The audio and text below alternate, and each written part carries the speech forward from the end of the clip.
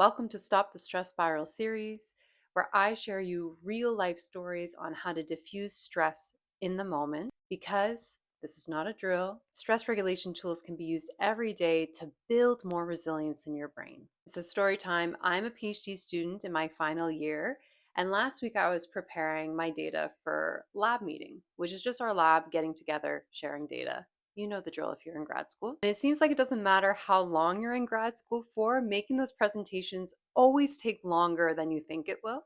And so the day before, when I was preparing my presentation, I set the intention that I wanted it to be an easy, stress free, productive flow process. But as I was working on my presentation, I was thinking about the task I was working on. I was thinking about the task I had to do after that, the task I had to do after that, what this data means for a presentation I'll be giving in a few months, which is going to be my thesis seminar. And by the end of the day, I finished it with a massive headache, which showed me that I was not managing my stress well throughout the day. But I did not take that opportunity to beat myself up for getting the headache, but to figure out what needs to be done differently so that I don't experience that same level of stress the next day. So I prioritized sleep.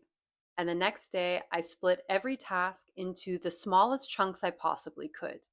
And as I started working on my presentation, I focused on one little chunk at a time, crossing it off, giving my brain that nice little reward of finishing it every single time it was completed.